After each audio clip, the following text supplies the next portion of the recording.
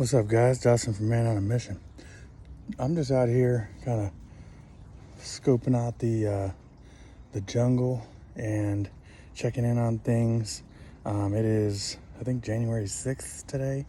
So I'm in Glendale, Arizona. This is when our frost season typically starts to come in and approach. I know this coming Sunday, a couple days from now, it's supposed to have some rain, and that's where we're gonna get down below the 40s. I'm pretty sure I saw. Last year was very, very cold, and we had a lot of frost and extended way longer than I think we have in a long time. But yeah, I'm just out here kind of checking in on things. I have a little bit more things to do with some of my frost protection wraps, and just checking in on the plants. Right now I'm over here by the Shangri-La mulberry, and I'm just getting some joy out of the fact I still have leaves. I still got green leaves on most of my stuff right now. There's not any one tree out here that has fully dropped all of its leaves yet at this time. And in fact, the mulberry is fruiting. I mean, it started fruiting a couple weeks ago, and it still has fruit on almost every one of the limbs. So that's pretty cool. I don't know that they'll pull through. They'll probably freeze off or something. Looks like a couple of them are red, so I might get a couple. That'll be cool. But what I'm most excited about is when I'm looking at it here. Can I turn you around? I'll just do it like this.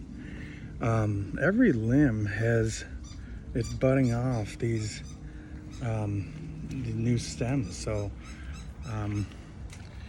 I'm looking forward to spring because if it's looking like that now, this tree's obviously ready to just pop off. This went in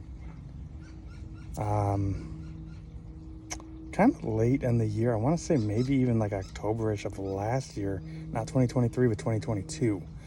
So in the first year of starting my garden, towards the end of it, kind of before winter, this went in. So it's been in the ground now at least a full year, maybe a little bit more, and it has gone through a winter, it has gone through a summer, and now going into its second winter. And so I'm very excited to get to spring and watch this thing take off, because if you're not a mulberry tree owner, then you just don't know. But if you know, you know. And mulberries are so freaking bomb. Again, this is the Shangri-La mulberry, and I'm letting this guy kind of bush out a bit because I do want it to get, tall, but that's just what I'm doing here. I won't go into too much detail. My other mulberry right here, this was the second tree to ever go into my yard. Started as a little stick in the ground, and it is not even 2 years old either. It'll be 2 years in March, and you see, it's towering above me. It's probably about 14 feet, and that's after having been cut back a couple of times this year. So it's still holding quite a bit of its leaves, and then once it drops them all, I'm gonna come in and do some pruning on it and get it ready for spring. So yeah, just thought I'd show you way to look at the garden. I know it's pretty hard or disappointing or whatnot this time of year when everything's ready to drop all of its leaves and we don't get to enjoy all the beauty as we normally do throughout the year. But looking for signs like that, for me, give me something to look forward to for next year, the beauty that this is going to bring and the growth and the life that it's going to bring. But like I said, overall, for being in early January still, I have a lot of green still.